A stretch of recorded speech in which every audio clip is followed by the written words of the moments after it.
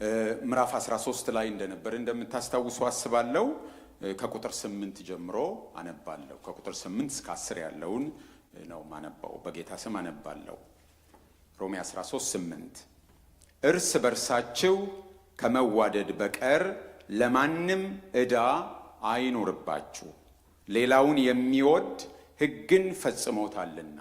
አታመንዝር፣ አትግደል፣ አትስረቅ፣ በውሸት አትመስክር፣ አትመኝ የሚለው ከሌላይቱ ትእዛዝ ሁሉ ጋር በዚህ ባልንጀራህን እንደ ነፍስህ ውደድ በሚለው ቃል ተጠቅልሏል። ፍቅር ለባልንጀራው ክፉ አያደርግም፣ ስለዚህ ፍቅር የሕግ ፍጻሜ ነው ይላል። ፍቅር የሕግ ፍጻሜ ነው። እግዚአብሔር ሆይ እናመሰግንሃለን። በማለዳ ምሕረትን ስለምታጠግበን እናመሰግንሃለን። እስትንፋሳችንን መንገዳችንን በእጅ ያስክ አምላክ ዛሬም በሕይወት እንድንገኝ ዛሬም በቤትህ በአንድነት ተሰብስበን አንተን ፈልገን እንድንመጣ ስለረዳህን አቅም ስለሆንከን ስላጸናህን እናመሰግንሃለን። ዓመቱን ሁሉ ስለረዳህን እግዚአብሔር ሆይ እያደስከን ስለሆነ እያደስከን እየሰራህብን ስለሆነ እናከብረሃለን። እግዚአብሔር ሆይ ከዚህ በኋላ ያለውን ጊዜያችንንም ጌታ ሆይ ቃልህን እየገለጥክ አቅም ጉልበት እንድትሰጠን ሕይወታችንን ጌታ ሆይ በቃል መስታወት እያየን እድፋችንን ጉድፋችንን አስወግደን በንጽህና ወደ አንተ መቅረብ እንዲሆንልን ጸጋ የምንቀበልበት ይሆንልን። በመንፈስ ቅዱስ ቃልህን አብራልን። ስንሰማም በመንፈስ ቅዱስ እንድንሰማ ልባችን እንዲነካ እርዳን። ያንተን ሐሳብ ያንተን ቃል ጌታ ሆይ የሚለውጠው የሚያጸናው ቃልህን ያንተን ቃል ሚኒንጉን በደንብ ማግኘት እንድንችል የልቦናችንን አይኖች አብራልን። እናከብረሃለን። ሁሉን አንተ ተቆጣጠር። በጌታ በኢየሱስ ክርስቶስ ስም አሜን። እግዚአብሔር ባርካችሁ። እንግዲህ ከሮሜ 12 ቁጥር 1 ጀምሮ ቁጥር 2 ጀምሮ ስናይ ስለ አእምሮ መታደስ ከዛ በታደሰ አእምሮ በጎና ፍጹም እግዚአብሔርንም ደስ የሚያሰኘው የእግዚአብሔር ፈቃድ ምን እንደሆነ ለማወቅ ነው እያየን ያለነው እና ከሮሜ ምዕራፍ 12 ቁጥር 1 ጀምሮ ደረጃ በደረጃ ሐዋርያው ጳውሎስ እሱን እያስረዳን ነው ያለው። ይሄ ደግሞ የተለያዩ ገጽታዎች አሉት እና ባለፈው ያየነው ከመንግስት ጋር ያለውን ያየነው።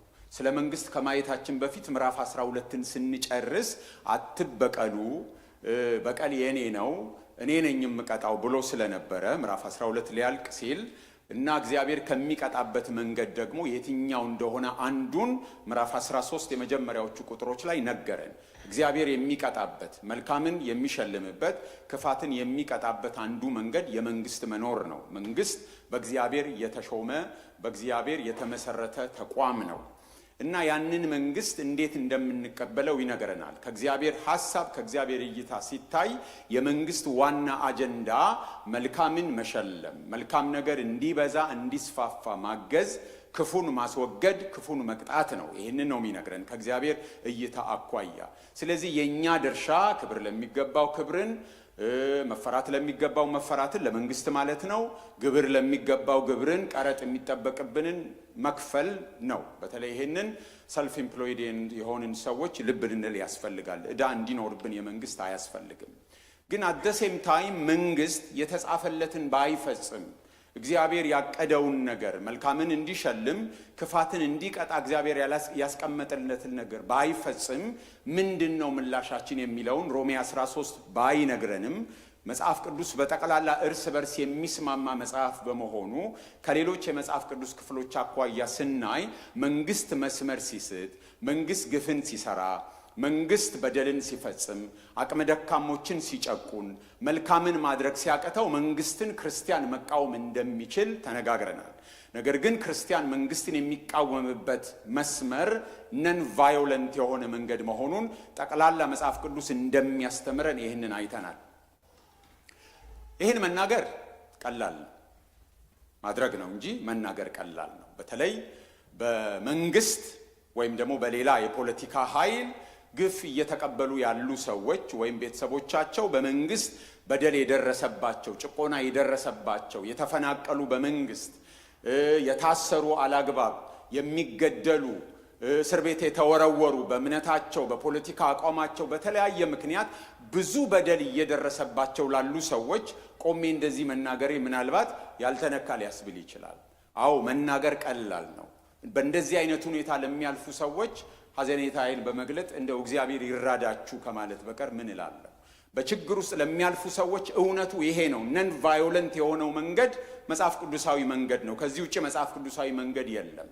ነገር ግን ይሄንን በተለያየ ፈተናና ችግር ውስጥ በመንግስት ጡጫ እየተመቱ ላሉ ሰዎች ይሄን እንደቀላል ምንም እንዳልተነካ ሰው አይደለም የምናገረው። እግዚአብሔር የምታልፉበትን ያውቃል። እግዚአብሔር በምን ውስጥ እንደምታልፉ ያውቃል። ግን እግዚአብሔር ቃል ይሄ ነው እና እግዚአብሔር ራሱ ያግዛችሁ፣ እግዚአብሔር ይደግፋችሁ። እናንተም እግዚአብሔርን በቃ እግዚአብሔር ሆይ ያማል፣ እግዚአብሔር ሆይ በእንደዚህ ሁኔታ ውስጥ እያለፍ ነገር ግን ቃልህ እንደዚህ ስለሚል ጠመንጃ አንስቶ መታገል ያንተ መንገድ አይደለም፣ የሚታገሉ ኃይላትንም መደገፍ ያንተ መንገድ አይደለም። ኢትስ ፔይንፉል ግን እሸነፋለሁ ላንተ፣ እገዛለሁ ላንተ ማለት አለብን ማንኛችንም። ምክንያቱም የእግዚአብሔርን ቃል የምንታዘዘው ሲቀለን ብቻ አይደለም፣ ሲመቸን ብቻ አይደለም። ፔይንፉል ቢሆንም ስለ እግዚአብሔር ቃል ክብር፣ ስለ እግዚአብሔር ክብር የምናደርገው ነው እና እግዚአብሔር ያግዛችሁ፣ እግዚአብሔር ይደግፋችሁ። ያማል ግን እግዚአብሔር ያግዛችኋል። አሜን አሜን። ከዛ በኋላ መልእክቱን ሊጨርስ አካባቢ ዕዳ እንዳይኖርብን ግብር ካለ ክፈሉ፣ ቀረጥ ካለ ክፈሉ ብሎ ነው የሚናገረው።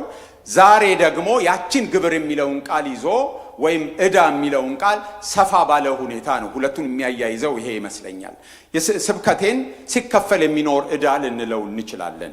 ሲከፈል የሚኖር ዕዳ ስለ ፍቅር ነው የሚናገረው። ስለ ፍቅር ምዕራፍ 12 ከ9 እስከ 21 ላይ ተናግሮ ነበር። እሱን ነው የሚያነሳው ሐዋርያው ጳውሎስ በመልእክቶቹ ስለ ፍቅር ደጋግሞ ይናገራል። ጌታችንም አዲስ ትእዛዝ ሰጣችኋለሁ ብሎ ይህንን ነው የተናገረው። ሌሎቹም ያነሱታል። ሐዋርያው ጳውሎስ በተለይ ውብ በሆነ መንገድ በአንደኛ ቆሮንቶስ ምዕራፍ 13 ላይ የተናገረው መልእክት ነው ስለ ፍቅር። ግን እዚህ ጋርም የሚያነሳው እሱን ነው፣ ተከፍሎ የማያልቅ ዕዳ። እርስ በርሳችሁ ከመዋደድ በቀር ለማንም ዕዳ አይኖርባችሁ ይላል። ዋና ሐሳቡ ባይሆንም ግን አስቀድሞ የሚያነሳውን ሐሳብ ለንጽጽርም ቢሆን ያስቀመጠው እሱን እናያለን። ምንም አይነት ዕዳ አይኖርባችሁ ነው የመጀመሪያው ሐሳብ። ምንም አይነት ዕዳ አይኖርባችሁ፣ እርስ በርሳችሁ ከመዋደድ በቀር ለማንም ዕዳ አይኖርባችሁ ይላል። በሌሎች ትርጉሞች ብናየው ለምሳሌ በአዲስ ትርጉም የማንም ዕዳ አይኖርባችሁ ነው የሚለው ይልና ሊኖርባችሁ የሚገባው ዕዳ እርስ በርስ መዋደድ ብቻ ይሁን ይላል።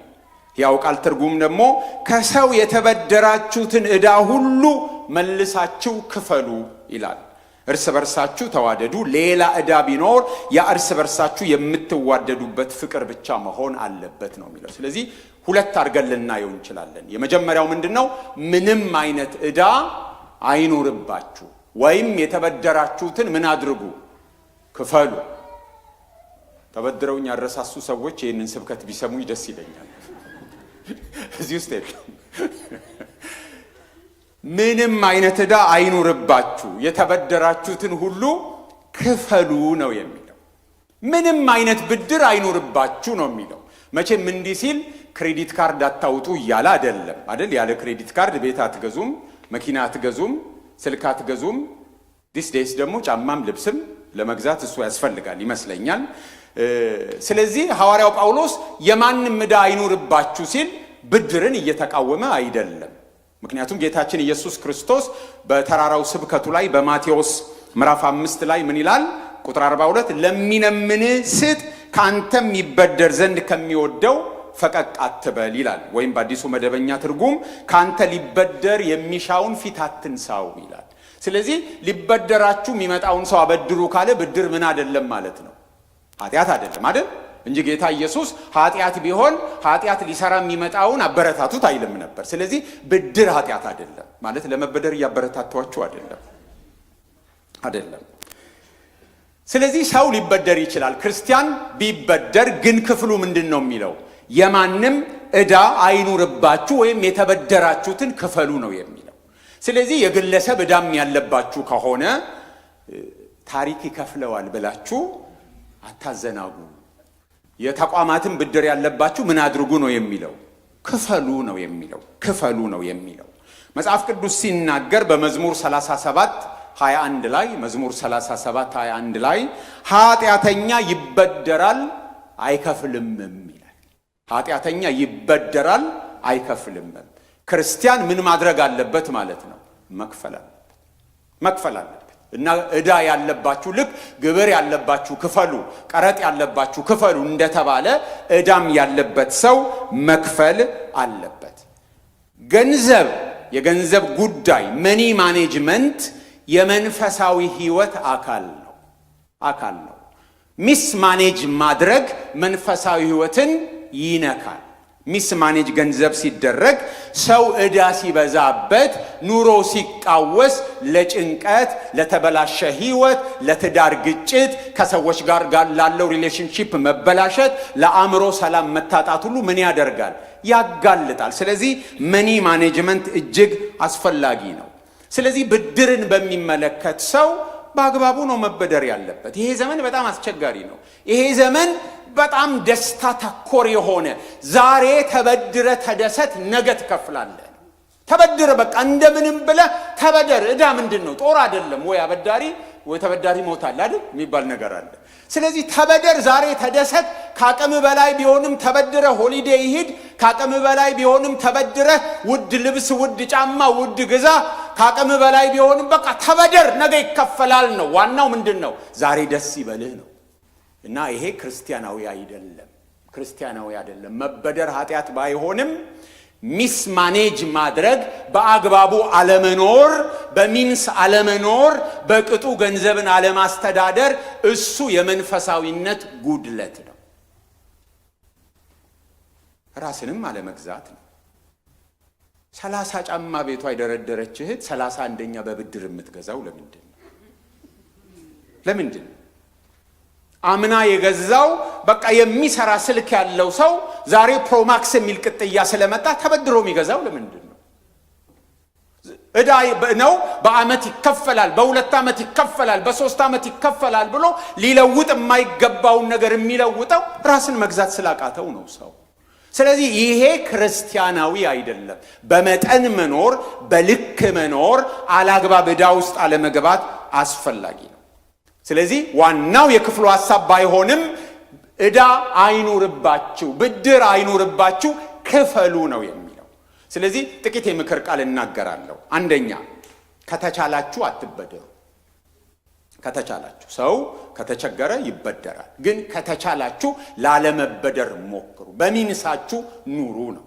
ሁለተኛው ምክር ደግሞ ከተበደራችሁ ብድራችሁን ክፈሉ። ይሄ ምክር ሳይሆን እንዲያውም የሞራል ግዴታ ነው። ከተበደራችሁ ምን አርጉ? ክፈሉ። አሜን በሉ እስቲ። ሶስተኛ፣ ተቸግሮ ሊበደር የሚመጣ ሰው ካለ አድቫንቴጅ አትምቱበት። የተቸገረ ሰው ካለ መጽሐፍ ቅዱስ ቅድም ያነበብነው ጌታ እንደሱ ነው አይደል ያለው? ተቸግሮ ሊበደር የሚመጣውን ፊት አትንሱት፣ አድቫንቴጅ አትምቱበት ነው። ስለዚህ ብድራችሁን ክፈሉ። ቤተክርስቲያን አንዳንዴ ስለ ገንዘብም ብታስተምር ጥሩ ይመስለኛል። በተለይ ለወጣቶች እጅግ በጣም አስፈላጊ ነው። የዚህ ክፍል ዋና ሐሳብ ምንም አይነት ዕዳ አይኑርባችሁ ብሎ ከዘጋ በኋላ ግን ስለ አንድ አይቀሬ ዕዳ ተከፍሎ ስለማያልቅ ዕዳ ይነግረናል። ሁለተኛው ነጥብ ምንድነው? ፍቅር ያልተከፈለ ዕዳ ነው። በንጽጽር ነው የሚያስቀምጠው። ምንም አይነት ዕዳ አይኑርባችሁ ይልና ሊኖርባችሁ የሚገባው ዕዳ የምን ዕዳ ነው? እርስ በርስ የመዋደድ ዕዳ ነው። እሱ ተከፍሎ አያልቅም ነው። በቃ አድርሻለሁ፣ ብድሬን ከፍያለሁ፣ እስካሁን ወድጃቸዋለሁ፣ እስካሁን በቃ ፍቅሬን ገልጬላቸዋለሁ፣ ጨርሻለሁ፣ ከዚህ በኋላ በፍቅር አትጠይቁኝም፣ እንዳሻኝ እኖራለሁ አይባልም። ተከፍሎ አያልቅም ተከፍሎ። ይሄ ዕዳ ሊኖርባችሁ ይገባል እኮ ነው የሚለው። ተከፍሎ አያልቅም። ክፍል አደርጋለሁ ብላ እንደዘመረችው ለእግዚአብሔርም ክፍል አይደረግም። እንደው ግረ መንገዴን ማለት ነው። ግን የፍቅር ዕዳም እንደሱ ክፍል አድርጌያለሁ ተብሎ የሚዘጋ አይደለም። ይሄ ዕዳ ምንም የሆነ ዕዳ ነው፣ የሚኖር ዕዳ ነው። ሁል ጊዜ ስንከፍለው የምንኖረው ዕዳ ነው። ከፍለን ልንጨርሰው አንችልም። ለምንድን ነው የማንችለው ከተባለ ብድሩን የሰጠን ማን ነው? እግዚአብሔር ነው። እግዚአብሔር ያለ ልክ ስለወደደን የእግዚአብሔር የፍቅር ዕዳ ስላለብን ያንን የፍቅር ዕዳ ለእግዚአብሔርም እንከፍላለን፣ እርስ በርስም ምን እናረጋለን? እንከፍላለን። እግዚአብሔር ወድጄ ጨርሻለሁ ከናንተ ጋር በቃ አይለንም። ሁል ጊዜ እየወደደን ነው የሚኖረው። የወደዳቸውን እስከ መቼ ወደዳቸው? እስከ መጨረሻ ወደዳቸው ነው የሚለው። ስለዚህ ሁላችን የዚህ ፍቅር ባለዕዳ ነን። ሐዋርያው ጳውሎስ ይህንን በተለያየ መንገድ ሲጠቁመን ኖሯል። ለምሳሌ ምዕራፍ 1 ቁጥር 14 ላይ እንደዚህ ብሎን ነበር። ምዕራፍ 1 ቁጥር 14 ላይ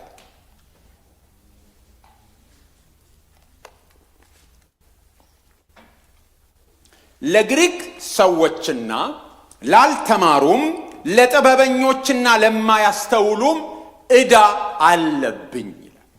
የምን ዕዳ ነው ያለበት? ቁጥር 15 ይነግረናል። ስለዚህም በሚቻለኝ መጠን በሮሜ ላላችሁ ለእናንተ ደግሞ ወንጌልን ልሰብክ ተዘጋጅቻለሁ። ምን አለብኝ ነው የሚለው? ዕዳ አለብኝ። ስለዚህ ይሄን ዕዳ እስከ ዕለተ ሞቱ ድረስ ሲከፍል ኖረዋል። ለግሪክ ሰዎች ለአይሁዶችም፣ ለተማሩም ላልተማሩም ምን ሲያደርግ ኖረዋል? ዕዳውን ሲከፍል ኖረዋል። የመስበክ ዕዳ አለብኝ። የምርጫ ጉዳይ አይደለም ወንጌል መስበክ ማለት ነው። የምንድን ነው? የግዴታ ዕዳ ነው። ምዕራፍ 8 ላይ ደግሞ ስንመለከት ከቁጥር 12 ጀምሮ ደግሞ የመንፈስ ቅዱስ ዕዳ እንዳለበት ጠቁሞን ነበር። ምን አለ? እንግዲህ ወንድሞች ሆይ ዕዳ አለብን። የምን ዕዳ? እንደ ሥጋ ፈቃድ ግን እንኖር ዘንድ ለሥጋ አይደለም። የምን ዕዳ ነው? በቅድስና የመኖር ዕዳ አለብን። ዕዳ አለብን። እንዴት የመኖር? እንደ ሥጋ ፈቃድ ግን አይደለም፣ እንደ መንፈስ ፈቃድ የመኖር ተቀድሶ የመኖር በአግባቡ የመኖር ምን አለብን? ዕዳ አለብን። ስለዚህ ባለ ዕዳ ነን። የአባታችን ሆይ ጸሎትን ደግሞ ስንመለከት የይቅርታ ዕዳ አለብን። መበደል ይቅር ያለ ማለት መብት አይሰጥም። መጎዳት ይቅር ያለ ማለት መብት አይሰጥም። ይቅር የማለት ዕዳ አለብን። ለምን? ይቅር ስለተባለ። ይሄን እየነገረን ይመጣና አሁን በዚህ ክፍል የሚነግረን ምንድነው? የፍቅር ዕዳ አለባችሁ፣ ስትከፍሉ ነው የምትኖሩት ነው የሚለው። ይሄ ዕዳ ከቤተክርስቲያን አባቶች አንዱ ቅዱስ ዮሐንስ አፈወርቅ እንደሚለው ለሁለቱም ወገን ደስ የሚያሰኝ ዕዳ ነው ሲከፍሉት። የገንዘብ ዕዳ መቼም ስንከፍል ደስ አይለንም። ተቀባዩ ገንዘቡ ይጨምራል፣ እኛ ገንዘባችን ይጎድላል። የፍቅር ዕዳ ግን ሰጪውንም ያስደስታል፣ ተቀባዩንም ያስደስታል። ስትሰጡ የሚያልቅ አይደለም። አንዳንድ ነገር ስንሰጥ አያልቅም። ልክ እንደ ዕውቀት ማለት ነው። ዕውቀት መሰሰት የሌለበት ለዚህ ነው። ሰው የሚያውቀውን ሁሉ ቢሰጥ ይጎድልበታል? አይጎድልበትም። ተቀባዩ ይጨምራል፣ ሰጪው አይጎድልም። ፍቅርም እንደዚህ ነው። ሁለቱም ወገን የሚደሰቱበት ነው።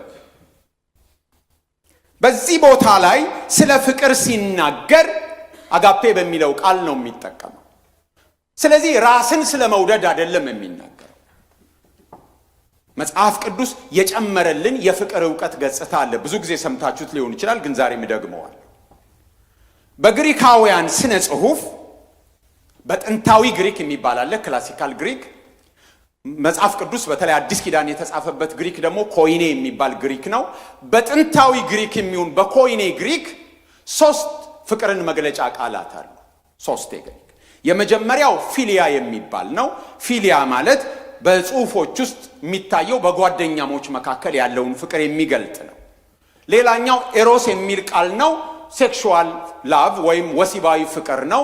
በተቃራኒ ጾታዎች መካከል ያለ ፍቅር ነው። ወንድና ሴት ለምን ተቃራኒ ጾታ እንደሚባል አላውቅም። ተፎካካሪ በሉ እንደተባለ ፓርቲ እንበለው እንዴ? ተቃራኒዎች አይደሉም ለማለት ነው። ግን ባልና ሚስት ሲሆኑ ይሆናሉ መሰለኝ። ቀልድ ነው፣ አደራችሁ። ሶስተኛ ስቶርጌ ይባላል። ስቶርጌ ደግሞ በቤተሰብ አባላት መካከል የሚገለጥ ፍቅር ነው። አጋፔ የሚለው በኮይኔ ግሪክ የሚሆን በዛ በፊት በክላሲካል ግሪክ በነበሩ ጽሑፎች ውስጥ የለም። ስለዚህ የአዲስ ኪዳን ጸሐፊዎች ነው ያስተዋወቁን ይሄንን። ብሉይ ኪዳን ወደ ግሪክ ሲተረጎም 70 ሊቃናት በሚባለው ውስጥ ለ20 ጊዜ ብቻ ቃሉ አለ። ነገር ግን ምንም የተለየ ትርጉም የለም። ለምሳሌ የአምኖን ፍቅር አጋፔ ተብሎ ነው የተጻፈው። የተለየ ትርጉም የለው። የአዲስ ኪዳን ጸሐፊዎች ግን የተለየ አይነት ትርጉም ሰጥተውት ነው አጋፔ የሚለውን ቃል የተጠቀሙት። ወደ 120 ጊዜ ቃሉ አለ። 75 ያህል ጊዜ ሐዋርያው ጳውሎስ ነው የተጠቀመው። ይሄ አጋፔ የሚለው በሮሜ መጽሐፍም ስናይ ምዕራፍ 5 ላይ ምዕራፍ 8ም ላይ ስናይ እግዚአብሔር ለሕዝቡ ያለውን ፍቅር፣ ቀጥሎ ደግሞ እኛ ለእግዚአብሔር የሚኖረንን ፍቅር፣ ቀጥሎ ደግሞ ክርስቲያኖች በመካከላቸው እርስ በርስ ሊኖራቸው የሚገባውን ፍቅር፣ ቀጥሎ ደግሞ ክርስቲያኖች በውጭ ላሉት ክርስቲያን ላልሆኑት ሊሰጡ የሚገባውን ፍቅር የሚናገር። ይሄ ፍቅር የተለየ አይነት ፍቅር ነው። ሰልፍ ሴንተርድ ያልሆነ ለሌላው የመኖር መስዋዕታዊ ፍቅር ነው። እርስ በርሳችሁ ከመዋደድ በቀር ለማንም ዕዳ አይኑርባችሁ ብሎ ሲናገር እርስ በርሳችሁ ስለሚል በክርስቲያኖች መካከል እኛ እርስ በርስ እንድንዋደድ የሚያዝነው ብለን ልናስብ እንችላለን። ቁጥር 9ና ቁጥር 10 ግን እንደሱ አይደለም የሚለን። ባልንጀራህን እንደ ነፍስህ ውደድ ይላል ቁጥር 9። ቁጥር 10 ደግሞ ባልንጀራ መውደድ ፍቅር በባልንጀራ ላይ ክፉ አያደርግም ወይም ፍቅር ለባልንጀራው ክፉ አያደርግም ብሎ ሲነግረን፣ ስለዚህ ጉዳዩ የእርስ በርስ ሳይሆን የባልንጀራ ፍቅር መሆኑን ይነግረናል። የባልንጀራ ፍቅር ደግሞ አዲስ ኪዳን እንደሚያስተምረን ሁሉ ሰው ምናችን ነው? ባልንጀራ ነው። ሁሉ ሰው ፈረንጅኛው ኔበር ነው የሚለው። ሁሉ ሰው ጎረቤታችን ነው አይደል? ሰው ጓደኛ ይመርጣል እንጂ ጎረቤት አይመርጥም አይደል? አይመርጥም። በቃ ጎረቤት ጎረቤት ነው አለቀ። ቤት ቀይረ ብትሄድም ጎረቤት አለ፣ አትመርጥም ጎረቤት። ሰው ጓደኛ ይመርጣል፣ ጎረቤት አይመርጥም። ጎረቤት የሚመረጥ እንደ ሀገር ምናምን አንዳንድ ሀገራችንን አንዳንድ ብድግ አድርገን የሆነ ቦታ ምናምን ብናስቀምጣት ደስ አይላችሁ? አሪፍ ጎረቤት ያለበት አካባቢ ወይ ደግሞ ቤታችንን እንቅል አድርገን የሆነ ቦታ። ስለዚህ ውደዱ የተባለው ባልንጀራ ነው። ቁጥር 9ም የሚለው ቁጥር 10ም የሚለው ስለዚህ የትኛውንም ሰው ማለት ነው። ምክንያቱም ቁጥር 9 ላይ ሲያብራራልን አታመንዝር፣ አትስረቅ የሚሉ ሕግጋት ብሎ ሲናገር ይሄ በክርስቲያኖች መካከል ብቻ እንዲፈጸም አይደለም የተሰጠው፣ ከማንም ጋር ማለት ነው። ከማንም ጋር አታመንዝር ነው። ከማንም አትስረቅ፣ ማንንም አትግደል ነው የሚሆነው። ስለዚህ ይሄ ፍቅር የሚናገረው እርስ በርስ ቢልም ቁጥር 8 ላይ 9ና 10 እንደሚያብራሩልን ከሁሉም ሰው ጋር ማለት ነው። ሌላው በነጠላ ነው የቀረበው። በነጠላ ነው የቀረበው። ቁጥር 9ና ቁጥር 10ን ስናይ ባልንጀራህን፣ ነጠላ ነው ባልንጀራህን። ቁጥር 10 ለባልንጀራው ነው የሚለው። አንዳንድ ጊዜ ውደዷቸው ሲል የሆነ ቴዎሬቲካል ይሆንብናል። ዝም ብሎ በጅምላ ውደዷቸው። ቁጥር 8ንም ስናይ ሌላውን የሚወድ ነጠላ ነው ሌላውን የሚለው ቃል። ስለዚህ ነጠላ መሆኑ ያጽንኦት ልዩነት አለው። ምን ማለት ነው? እገሌን እንቶኔን እንደማለት ነው። እገሌን ከፊታችሁ ያለውን ሰው፣ ከኋላችሁ የተቀመጠውን ሰው፣ አጠገባችሁ ያለውን ሰው፣ የሆነ የሚታወቅ ስፔሲፊክ ፐርሰን፣ ሪል ሰዎችን እንድናስብ ነው። ሪል ሰዎችን ተዋደዱ የሚል የጅምላ ሲሆን እኔ ሰውን ሁሉ ወዳለሁ እኔ የምጠላው የለም በሚል የሆነ ብርድ ልብስ አልብሰን እንዳናልፍ ነጠላ የሆነ ቃል ነው የሚነግረን። ስለዚህ ሪል ፒፕል እንድናስብ እገሌን እንድንል ነው። እስቲ ቆም በላችሁ አስቡ። የሆነ አለ አይደል የሚጎረብጣችሁ ሰው፣ እንደሱ እሱን ነው የሚለው እንጂ በጅምላ እኔ ሰውን ሁሉ ወዳለሁ ምጠላው የሰው ዘር የለም ብለን እንዳናመል ባልንጀራህን፣ ሌላውን ሰው፣ ማንኛውንም ሰው፣ የትኛውን ሰው ያጽንኦት ልዩነት አለው በብዙና በነጠላ ሲቀርብ። ስለዚህ የምር ሰው ነው፣ የምር ሰው ሪል ፐርሰን ነው የሚነግረን እንጂ የሆነ ሐሳባዊ ሐሳብ አይደለም የሚነግረን፣ ሐሳባዊ ሰው አይደለም የሚነግረን። እገሌን እገሊትን ማለት ነው። አንዳንድ ጊዜ ሰዎችን ሁሉ ወዳለው እያልን ግለሰቦችን እንጨፈልቃለን።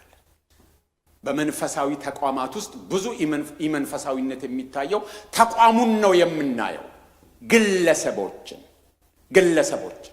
አገሬን ወዳለው የሚለው ዜጎቹን ሁሉ አይደለም ለመውደድ ማሰብ ያለ ግለሰቦችን። በአገር መውደድ ስም ብዙ የሚፈርሱ ቤተሰቦች፣ ብዙ ህይወታቸውን የሚያጡ ግለሰቦች ስላሉ ማለት ነው።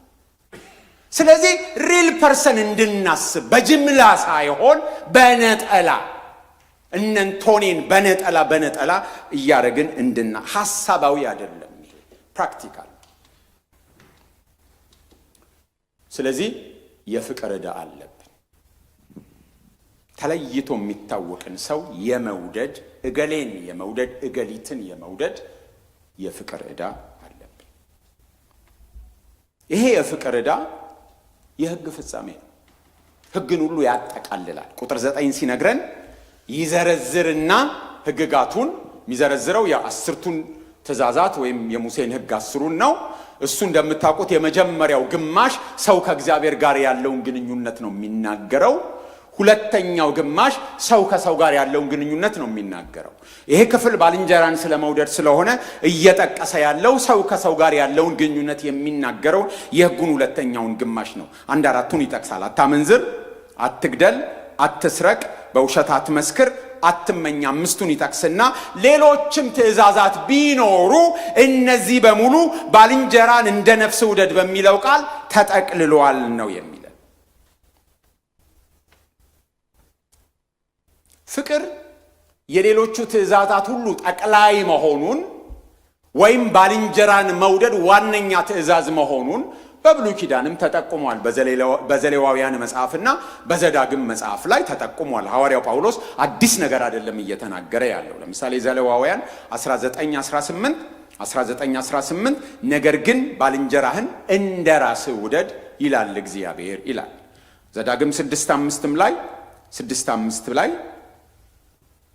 እግዚአብሔርን ስለ መውደድ ይናገራል። አንተም አምላክን እግዚአብሔርን በፍጹም ልብ፣ በፍጹም ነፍስ፣ በፍጹም ኃይል እንደዚህ ውደድ ብሎ ይናገራል። ስለዚህ እነዚህ ሁለት ትእዛዛት ብሉይ ኪዳን ላይ ተጠቅሰዋል። ጌታችን ኢየሱስ ክርስቶስ ማቴዎስ 22 ላይ አንድ የሕግ አዋቂ ሊጠይቀው መጣ። ማርቆስም ላይ ያለ፣ ሉቃስም ላይ ያለ፣ ማርቆስ 12ም ላይ ያለ፣ ሉቃስም ላይ ያለ እና ከሕግ ትልቋ ትእዛዝ የትኛይቱ ናት ለሚለው ጥያቄ ጌታ ኢየሱስ ሲመልስ ምን ብሎ ነው የመለሰው? ማቴዎስ 22 ከ37 እስከ 39 እነዚህን በዘሌዋውያንና በዘዳግም የተጻፉትን ነው የጠቀሰው።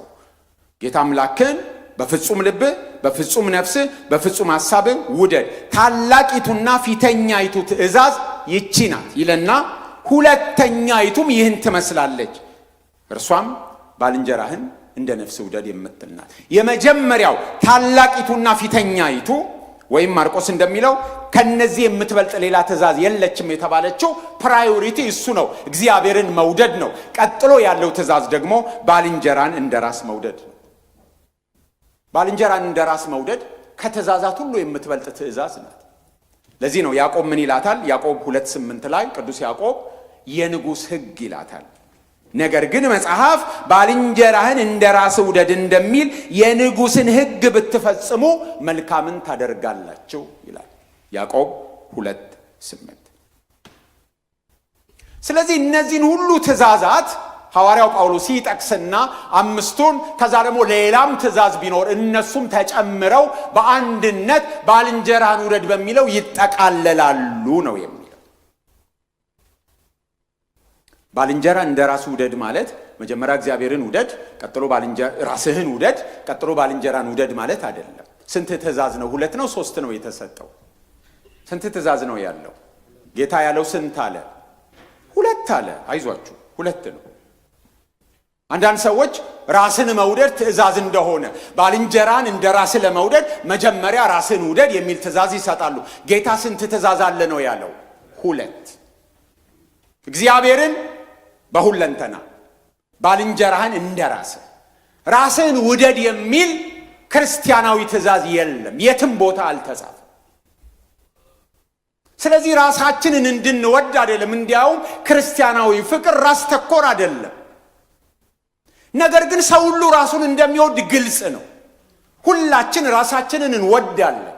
ስለዚህ እንደ ራስህ ማለት ጌታ እንደሰጠው ወርቃማ ትእዛዝ ሊደረግልህ የምትወደውን ሁሉ ለሌላው ምን አድርግ። ለራሳችን ሊደረግልን የምንወደውን ለሌላው እንድናደርግ ነው እንደ ራስህ የተባለው። ሁላችን ለራሳችን መልካም ነገር እንፈልጋለን። አንዳንድ ጊዜ ሰዎች ጌታ እንዲህ አለ፣ በራሳችሁ ላይ ሊደረግባችሁ የማትወዱትን በሌሎች ላይ አታድርጉ አለ ይላሉ። አላለም። አላለም። ጌታ ያለው እንዴት ነው? ሊደረግላችሁ የምትወዱትን እንዲሁ አድርጉ ነው። ሊደረግላችሁ የማትወዱትን አታድርጉ አይደለም ያለው። በዚህ ውስጥ ይሄ አለ፣ በዚህ ውስጥ ግን ይሄ ላይኖር ይችላል። ግልጽ ነው ሐሳቤ? ክፉ አለማድረግ፣ ክፉ እንዲደረግብኝ አልፈልግም፣ ስለዚህ ክፉ አላደርግባችሁም ካልኩ ኒውትራል ሆኜ ልኖር ይችላል። መልካም ሳላደርግላችሁ፣ ክፉ አላደርግባችሁም፣ አትድረሱብኝ፣ አልደርስባችሁም፣ ከዛ በሰላምና በጤና ልኖር ይችላለሁ ማለት ነው። ስለዚህ እንደሱ አይደለም ጌታ ያለው። መልካም እንዲደረግላችሁ እንደምትወዱ እሱን ምን አድርጉላቸው?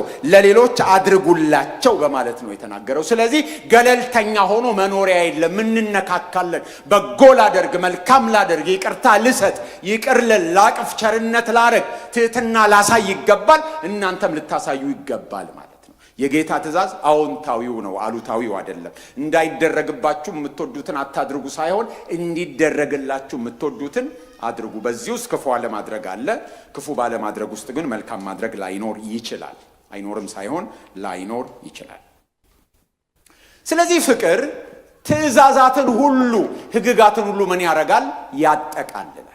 ያጠቃልላል። ይሄ ማለት የፍቅር ሁሉ የትእዛዛት ሁሉ መነሻው ፍቅር ነው ማለት ነው። የአማኝ ግዴታ የሚመነጨው ከፍቅር ነው ማለት ነው እንጂ ጨርሶ ከትእዛዛት ነፃ እንሆናለን ማለት አይደለም። at the same time ደግሞ እዚህ ጋር ስለዘረዘራቸው ፍቅር ይጠቀልላቸዋል ስላለ በሙሴ ሕግ እንተዳደራለን ማለት አይደለም። ምዕራፍ 6ን ካስታወሳችሁ፣ ምዕራፍ 7ን ካስታወሳችሁ ከሕግ በታች አይደለንም የሚል ነበር። አንድ ሁለት ቦታ ብቻ አነባለሁ። ምዕራፍ 6 ከቁጥር 14 እስከ 15 6 ከ14 እስከ 15 ኃጢአት አይገዛችሁምና ከጸጋ በታች እንጂ ከሕግ በታች አይደላችሁምና እንግዲህ ምን ይሁን? ከጸጋ በታች እንጂ ከሕግ በታች ስላይደለን ኃጢአት እንስራን አይደለም ብሎ ይናገራል። ምዕራፍ 7ም ላይ ከ4 እስከ 6 7 ከ4 እስከ 6 እንዲሁ ወንድሞቼ ሆይ እናንተን ደግሞ በክርስቶስ ሥጋ ለሕግ ተገድላችኋል፣ ለእግዚአብሔር ፍሬ እንድናፈራ እናንተ ለሌላው ከሙታን ለተነሳው ለእርሱ ትሆኑ ዘንድ በሥጋ ሳለን በሕግ የሚሆን የኃጢአት መሻት ለሞት ፍሬ ሊያፈራ በብልቶቻችን ይሠራ ነበርና፣ አሁን ግን ለእርሱ ለታሰርንበት ስለሞትን ከሕግ ተፈተናል። ስለዚህ በአዲሱ በመንፈስ ኑሮ እንገዛለን እንጂ በአሮጌው በፊደል ኑሮ አይደለም ይላል። ስለዚህ የሙሴ ሕግ በአማኞች ላይ ቀጥታ ስልጣን የለው። አዲሱ ኪዳን የሚሰጠን ትእዛዝ የፍቅር ትእዛዝ ነው። ስለዚህ ከሕግጋቱ በአጠቃላይ ነፃነን ማለት ሳይሆን አሁን ሕግጋቱን በውጫዊ ሁኔታ ለመፈጸም የምንታገል ሳይሆን መንፈስ ቅዱስ በሰጠን ኃይል ሞቲቬሽኑ ከመንፈስ ቅዱስ ሆኖ ባልንጀራችንን በመውደድ ትእዛዛቱን ልንፈጽም ነው የምንፈልገው። ድሮ ውጫዊ በሆነ ሁኔታ እያንዳንዳቸው በነጠላ ትእዛዛቱን ለመጠበቅ ነበር ሲሞክሩ የነበረው። ሕግ ብዙ ነው፣ ነጠላ ዝርዝር ነው። ፍቅር ግን በአንድነት ሰብስበው ትእዛዛቱን አንድ አድርጎ ነው የሚያቀርባቸው። ስለዚህ ትእዛዛቱ አሁን አንድ ነው። ባልንጀራህን ውደድ። ያንን እየወደድክ ስትኖር፣ እየወደድሽ ስትኖሪ ትእዛዛቱን ትፈጽማላችሁ። እያንዳንዱን የተበታተነ ትእዛዝ ምን እንደሆነ እየፈለግን ለመፈጸም አንሞክርም። ይሄ ብቻ አይደለም። ሕግ በአብዛኛው ምንድን ነው? ክልከላ ነው፣ አታድርግ ነው። ዶንት ዱ ዚስ፣ አትስረቅ፣ አታመንዝር፣ አትዋሽ፣ በሐሰት አትመስክር፣ አትመኝ ነው። ፍቅር ደግሞ ምንድን ነው? አዎንታዊ ነው። አታድርግ ሳይሆን አድርግ ነው የሚለው። ስለዚህ እነዚህን ሁሉ ይጠቀልላቸዋል ፍቅር በማለት ነው የሚነግረን። የጌታ ስም የተባረከ ይሁን። ስለዚህ ክርስቲያናዊ ሕይወት በመንፈስ ቅዱስ እገዛ በእምነት የምንኖረው ሲሆን በአሮጌው ኪዳን የነበሩ ሰዎች አቺቭ ሊያደርጉ የሚጥሩትን ውጫዊ ትእዛዝ በመንፈስ ቅዱስ እገዛ ከልብ በሆነ ፍቅር እነዛን ትእዛዛት እንፈጽማለን። ስለዚህ ጎሉ ጋር መድረስ ያቃታቸውን እኛ ግን ጎሉ ጋር እንደርሳለን ነው። ምክንያቱም ከሥጋ ድካማችን የተነሳ ከኃጢአተኛ ተፈጥሯችን የተነሳ ሕግን በራሳችን ልንፈጽም እንደማንችል ምዕራፍ 7ም ምዕራፍ 8ም ላይ ተጠቅሶ ነበር። ምዕራፍ 8 ቁጥር 4ን እናያለን። ለምሳሌ ምዕራፍ 8 ቁጥር 4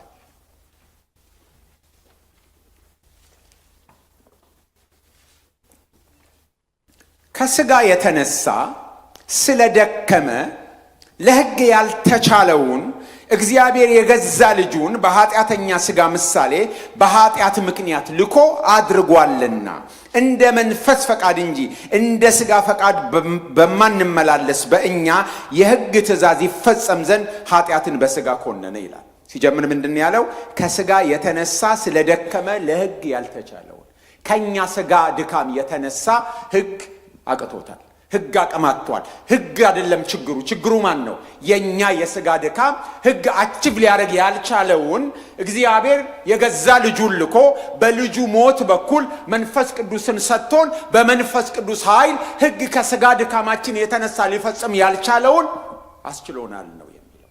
ስለዚህ እያንዳንዱን ዝርዝር ሕግ ሳይሆን ለመፈጸም የምንታገለው ከፍቅር ከመነጨ ሁሉን ነገር ልናደርግ እንችላለን ማለት ነው። ጌታ የተመሰገነ ይሁን። እግዚአብሔር ሁለት ድምፅ አይናገርም። በሕጉ ሌላ በዚህ ሌላ አይደለም የሚናገረው። በሕጉ አችብ ሊደረግ ያቃተውን ነገር በሥጋ ድካማችን የተነሳ ያልቻለውን ነገር እግዚአብሔር በመንፈስ ቅዱስ ኃይል ያንኑ ነገር እንድንፈጽም ነው ያደረገን። ሕግ በአብዛኛው ቅድም እንዳልኩት አታድርጉ ነው የሚለው። ፍቅር ግን እንድናደርግ ነው። ሕግ በዝርዝር ስለ ዝሙት፣ ስለ ብድር፣ ስለሆነ ነገር፣ ስለ ውሸት፣ ስለ መመኘት በዝርዝር ነው የሚነግረን። ፍቅር ግን በጅምላ ባልንጀራህን እንደራስህ ውደድ በሚል ነው የሚጠቀልለው። ገላትያ 5:14 ላይ ሐዋርያው ጳውሎስ ይህን ይነግረናል። ሕግ ሁሉ በአንድ ቃል ይፈጸማልና ሕግ ሁሉ በአንድ ቃል ይፈጸማልና እርሱም ባልንጀራህን እንደራስህ ውደድ የሚል ነው ይላል። ስለዚህ ፍቅር የሕግ ፍጻሜ ነው። የሕግ መጨረሻ አይደለም። የሕግ ኤንድ ነው አይደለም ያለው። የሕግ ፍጻሜ ኤንድ ሳይሆን የሕግ መጨረሻ ሳይሆን የሕግ ምንድነው? ፍጻሜ ነው ያለው። ፍጻሜ ማለት ፉልፊልመንት ማለት ነው። የሕግ መጨረሻ ማክተሚያ ማብቂያ ሳይሆን የሕግ ፉልፊልመንት፣ የሕግ መሟላት፣ የሕግ ግቡን መምታት፣ የሕግ ፍጻሜ ማለት ነው። መጨረሻ ወይ ማብቂያ ሳይሆን ፍጻሜ፣ ምልአት፣ ኮምፕሊትነስ፣ ጎልን ማግኘት፣ ግብን ማድረስ ማለት ነው። ስለዚህ ከትእዛዛት ሙሉ በሙሉ ነፃ የሚያደርገን አይደለም። ትእዛዝ አለ ራሱ። ባልንጀራህን እንደራስህ ውደድ ምንድን ነው? ትእዛዝ ነው። ባልንጀራህን እንደራስህ ውደድ የሚለው ትእዛዝ ነው። ፍቅር ያለ ኦብጀክቲቭ ሞራል ስታንዳርድ ፍቅር አደገኛ ነው። ምክንያቱም ስለ ፍቅር የምንሰጠው ትርጉም ስለ ፍቅር በስማም ይቅር አለ ሰይጣን ይባላል። ሰምታችኋል? ስለ ፍቅር በስማም ይቅር። በፍቅር ስም ብዙ ነገር ይደረጋል አይደል? በዚህ ዘመንም የእግዚአብሔር ቃል በትክክል የሚከለክለውን ነገር ልክ አይደለም ሲባል በማይገባ አኗኗር እየኖሩ ሰዎች ታዲያ ምን ችግር አለው እንዋደዳለን እኮ ይላል። ፖይንታቸው ምንድን ነው? ላፍ አይደል? ከተዋደዱ ምንም ይቀር ነው የሚሉት። ግን ትእዛዝ አለ። ትእዛዙ ባልንጀራን እንደራስህ ውደድ ቢልም በፍቅር ውስጥ ግን ትእዛዛት መኖራቸውን መርሳት የለብንም። በሌላ ስፍራ ሲናገር ይላል ፍቅር አመፃን አያደርግም ይላል። አንደኛ ቆሮንቶስ 13 ላይ ፍቅር አመፃን አያደርግም። ስለዚህ በእግዚአብሔር ላይ አያምፅም። የእግዚአብሔር ትእዛዝ አለ። ኦብጀክቲቭ ሞራል ስታንዳርድ በሌለበት ፍቅር ተብሎ የሚደረግ ነገር ኢሞራል ሊሆን ስለሚችል ፍቅር የሕግ ምትክ አይደለም። የሕግ ምንድን ነው? ፍጻሜ። የሕግ ግቡ ወደዚህ ማምጣት ነው። ስለዚህ እነዚህን ሁሉ ትእዛዛት ባልንጀራህን እንደራስህ ውደድ በሚለው ተፈጽመዋል። ግን የእግዚአብሔር ሕግ በውስጡ መኖሩን መርሳት አይኖርብንም። ፍቅር መጨረሻው በባልንጀራው ላይ ክፉ አያደርግ። ቁጥር 10 የሚነግረን ፍቅር ለባልንጀራው ክፉ አያደርግ። ፍቅር ሕግን ሁሉ ይጠቀልላልና ፍቅር ባልንጀራን ስለማይጎዳ ሕግን ይፈጽማል። ስንገድል ከባልንጀራችን ላይ ሕይወትን እየቀማን ነው። ስንሰርቅ ከባልንጀራችን ላይ ንብረት እየቀማን ነው። ስንመኝ የባልንጀራችንን ነገር እያጎደልን ነው። ስናመነዝር የባልንጀራችንን የአእምሮ ሰላም፣ ትዳር እያናጋን ነው። ስለዚህ ባልንጀራ እንደራስህ ውደድ በሚለው ውስጥ ፍቅር የሕግ ፍጻሜ ስለሆነ ፍቅር ለባልንጀራው ክፉ አያደርግም ነው። ክፉ አናደርግም። ምክንያቱም ሁሉም ትእዛዝ ከየት ይመነጫል? ከፍቅር ይመነጫል። ከቤተክርስቲያን አባቶች አንዱ ቅዱስ ጎርጎርዮስ ዘንዚናዙ እንደሚናገረው ጌታ ሕጉን ሁሉ ነጠላ አድርጎ ነው የሚናገረው። ነጠላ።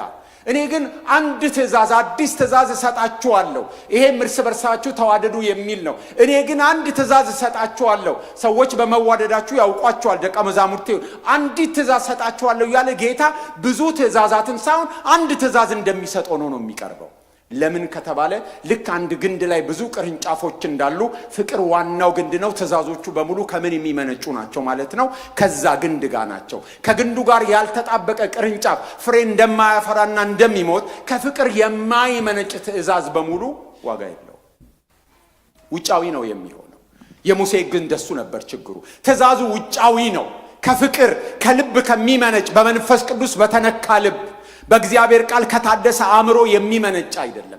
የአማኞች ግን በመንፈስ ቅዱስ ከታደሰ አእምሮ በመንፈስ ቅዱስ ከልባቸው የሚመነጭ ከሆነ ትእዛዛቱ በሙሉ ፍቅር የሚባለው ግንድ ላይ የበቀሉ ቅርንጫፎች ናቸው፣ የተያያዙ ቅርንጫፎች ናቸው። ከግንዱ ጋር እስከተጣበቁ ድረስ እያንዳንዱ ትእዛዝ ሕይወት ሊኖረው ይችላል፣ ልንፈጽማቸው እንችላለን። ከፍቅር አፋተን ግን ከፍቅር ገንጥለን ግን እያንዳንዱ ነጠላ ትእዛዝ ልንፈጽም ብንሞክር ዝለት ነው የምናተርፈው፣ ድካም ነው የምናተርፈው። እያንዳንዱን ለመፈጸም እጅግ በጣም አስቸጋሪ ነው። ሁሉ ግን በምን ይካተታል? በፍቅር ይካተታል። ጌታ የተመሰገነ ይሁን። ስለዚህ የማንም ዕዳ አይኖርባችሁ፣ ሊኖርባችሁ የሚገባው ዕዳ የፍቅር ዕዳ ነው የሚለን። ስለዚህ የፍቅር አበዳሪ ናችሁ ወይስ የፍቅር ተበዳሪ ናችሁ? ሌላውን ስንወድ እንደ አበዳሪ እየተኩራራን እየተኮፈስን ወደድኳችሁ እንዲያረኩላችሁ እያልን ነው። ስለዚህ መልሱልኝ፣ ብድሬን መልሱልኝ እያልን ነው። ደውዬልህ አልደወልክልኝም እንደምንለው ወድጃችሁ አልወደዳችሁኝም እያልን ነው። ወይስ የእግዚአብሔር ዕዳ ስላለብን የእግዚአብሔርን ዕዳ ነው እየከፈልን ያለ? ክፍሉ የሚለው ሁልጊዜ ይኑርባችሁ፣ ከዚህ በቀር ሌላ ዕዳ ይኑርባችሁ ማለት የዚህ ፍቅር ዕዳ ይኑርባችሁ ማለት መቼም ከፍላችሁ አትጨርሱም ሲል የምታወራርዱት አይደለም ብያለ። ፍቅር አበዳሪዎች አይደለንም፣ ማንኛችንም ከፋዮች ነን ሁላችንም። ለምን? እሱ ያለ ልክ ወዶናልና ለሌላው ሰው እንከፍላለን። በቃ አድርሻለሁ የሚባል አይደለም። አንዳንድ ጊዜ እንሰጥና አይደል ለኔ ቢጤ ይሰጥና የሆነ አካባቢ አድርሰናል ነው የሚባለው አሉ። እኛ አዲስ አበባ እግዚአብሔር ይስጥልኝ ነው የምንለው፣ አድርሰናል ይባላል። አድርሰናል ወይ ደግሞ አበባዮች ሊሉ ሲመጡ ወይ ሆያውዬ ሊሉ ሲመጡ የተወሰነ ኮታ ድረስ እንሰጥና በቃ አድርሰናል ጨርሰናል የዕለቱን እንላለን። ተብለንም እናውቃለን ብለንም እናውቃለን ማለት። ፍቅር እንደሱ አይደለም። ለምን? ሁልጊዜ የእግዚአብሔር የፍቅር ዕዳ ስላለብን ሁልጊዜ ዕዳ ከፋዮች ነን። ይሄ ዕዳ ብቻ ዘወትር ይኑርባችሁ ነው። ስለዚህ ፍቅር አወራራጆች፣ ዕዳ አወራራጆች አይደለንም። ብድር ሰብሳቢዎች አይደለንም። ማስከፈል አይደለም የተሰጠን፣ ክፈል የሰጠውን ፍቅር ሳይሆን የተሰጠኝ ከላይ ስለሆነ ሁሌ ምንድነኝ እኔ ማለት ነው? ከፋይ ነኝ እኔ። በጅምላ አይደለም የሚከፈለው ብያለሁ ቅድም። ሪል ሰዎችን እያሰብን መሆን ነው ያለበት። ፍቅር በአመፃ ደስ አይለውም። ቅድም ጠቅሻለሁ፣ አንደኛ ቆሮንቶስ 13:6 ላይ ፍቅር ትእዛዝ አለው በውስጡ ብያለሁ። ሁሉ ነገር አፕሩቭ አያደርግ።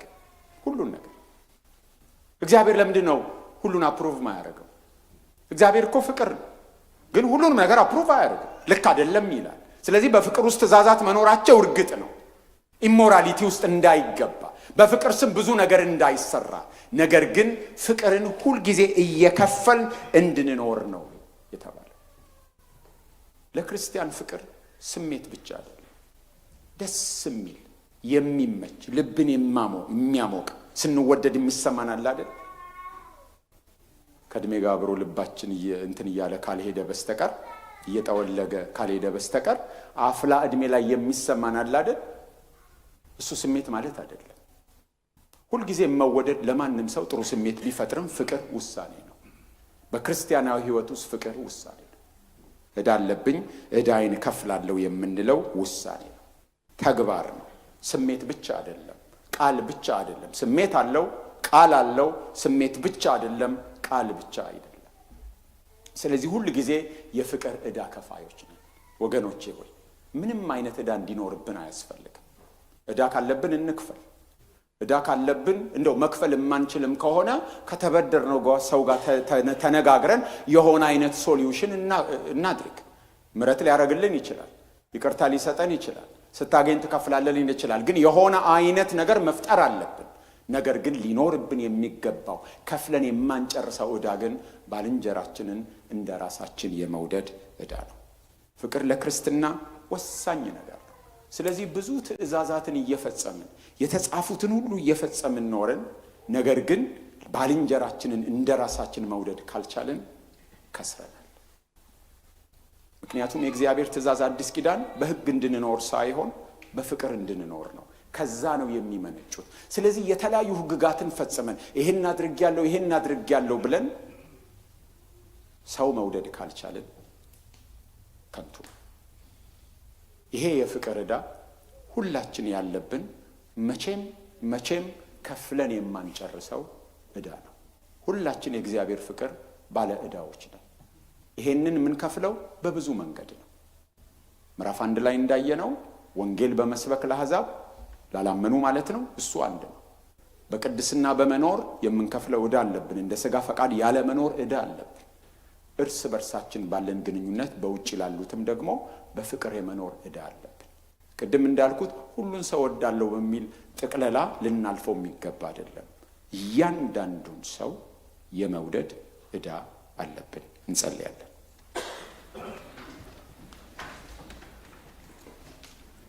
ይሄ ተከፍሎ የሚያልቅ ዕዳ አይደለም። ክፍል አረጋለሁ ብለን ልንገላገለው አንችልም። ክፍል አርጋችሁ አትሄዱም። የትም ክፍል አርገን የትም አንሄድም። ሰውን ሁሉ ወዳለሁ ብለን የምናልፈው አይደለም። አስቡ፣ የሚያረጋችሁን ሰው አስቡ። እሱን ሰው ማለት ነው። ነርቫችሁን የምትነካዋን አስቡ፣ እሷን ማለት ነው። ሪል ፒፕል እናስብ። ተበድለን ሊሆን ይችላል። መበደል ላለመውደድ መብት አይሰጥም። መበደል ይቅር ላለማለት መብት አይሰጥም። የእግዚአብሔር ባለ ዕዳዎች ነን። ስለዚህም አንዳችን ለሌላኛችን የፍቅር ዕዳ አለብን። ይሄ ዕዳ ይኖርባችሁ ነው የሚለው። አውቃችሁ ክፈሉ። የእግዚአብሔር የፍቅር ዕዳ እንዳለብን እያወቅን እያንዳንዳችን ያንን መክፈል አለብን። እግዚአብሔር ሆይ እናመሰግንሃለን። ስለወደድከን እናመሰግንሃለን። ያንተ ባለ ዕዳዎች ነን። ብዙ የፍቅር ዕዳ አለብን። ልንወደድ የማንገባ ሰዎች፣ መወደድ ብቻ ሳይሆን ልጅህን ያለ ስስት ሰጥተህ ለሞት ቆሻሻ ሕይወታችንን አጥበህ ነውራችንን ከድነህ ልባችንን አጽድተህ ገባህበት። የፍቅር ባለዕዳዎች ነን። ጌታ ሆይ እኛ ግን በደል እንቆጥራለን። አንተ እንደምታየን ሌላውን ማየት ያቅተናል። እባክህን ይቅር በለን። እግዚአብሔር ሆይ ከፊታችን ያለው ዘመን እንደ ቤተ ክርስቲያን በፍቅር የምንታወቅበት፣ ከፍቅራችሁ የተነሳ ደቀ መዛሙርቴ መሆናችሁን ዓለም ያውቃል እንደተባለ በፍቅር እርስ በርስ በመዋደድ ግጭቶችን በመጽሐፍ ቅዱሳዊ መንገድ በመፍታት የምንታወቅበት ይሆንልን። ከመገፋፋት ከብተና ጠብቀን። እያንዳንዱን ቤተሰብ እግዚአብሔር ሆይ እያንዳንዱ ቤተሰብ በፍቅር የሚታወቅ ይሁን። የተጣሉ ቤተሰቦች ባልና ሚስት የሚታረቁበት፣ የተበተነ ቤተሰብ የሚሰበሰብበት፣ ልጅ ከወላጅ የሚታረቅበት፣ የአባቶችን ልብ ወደ ልጆች፣ የልጆች ልብ ወደ አባቶች፣ የባሎች ልብ ወደ ሚስቶች፣ የሚስቶች ልብ ወደ ባሎች የሚመለስበት እንዲሆን ስለ እያንዳንዱ ቤተሰብ እጸልያለሁ። ሊወድቅ ያለ የተወረገረገን ቤተሰብ በሙሉ፣ የተፍረከረከን ጉልበት ሁሉ፣ ሊወድቅ ያለን ጎጆ ያዘመመን ጎጆ እግዚአብሔር ሆይ በፍቅር የምታቃናበት ዓመት ይሁን። ከፊታችን ያለው ዓመት ጎጆ የማይፈርስበት እግዚአብሔር ሆይ እንዲሆንልን እንጸልያለን። በጓደኞች መካከል አብረው በሚያገለግሉ ሰዎች መካከል የሐሳብ ልዩነትን እንደ ጠላትነት ባለማየት ሰውን ከሐሳብ በመለየት እግዚአብሔር ሆይ በጤናማ ክርስቲያናዊ ፍቅር የምንመላለስበት እንዲሆን ሁላችንን እርዳን። የፍቅር ዓመት ይሆንልን። የፍቅር ዕዳችንን ስንከፍል የምንኖርበት ከሌላ ዕዳ ሁሉ ነፃ ወጥተን ሌላ ዕዳችንን እየዘጋን ነገር ግን የፍቅር ዕዳ በየቀኑ በትጋት የምንከፍልበት መታወቂያችን ፍቅር የሚሆንበት ዓመት ይሆንልን። የፍቅር መንፈስ ይፍሰስ። በራሳችን ብዙ ሞክረን በራሳችን ብዙ ጥረን በሕግ በደንብ ብዙ ታገለን አቀተን ሊሆን ይችላል። ታክቶን ሊሆን ይችላል። ደክሞን ሊሆን ይችላል። የፍቅር መንፈስ በመንፈስ ቅዱስ የተሰጠን እንደገና ይፍለቅ። እንደገና ከውስጣችን ይፍሰስ። እንደገና ይገለጥ። መታወቂያ ስማችን እግዚአብሔር ፍቅር ነው የሚለው በእኛ መካከል ሲሰራ ግዘፍ ነስቶ ሲገለጥ የሚታይበት እንዲሆን እንጸልያለን። የፍቅር ዓመት ይሁንልን። ጥላቻ ወደ ደጅ ይሁን። ጠብ እዚሁ ዓመት ይቅር። መገፋፋት እዚህ ዓመት ይቅር። መተቃቀፍ ይሆንልን። እግዚአብሔር ሆይ በመካከላችን ሥራ።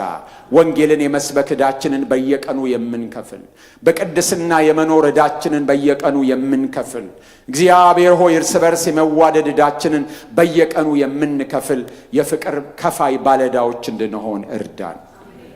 ስለ ቃል ተመስገን። ክብርን ሁሉ ላንተ እንሰጣለን በጌታ በኢየሱስ ክርስቶስ ስም አሜን። እግዚአብሔር ይባርካችሁ።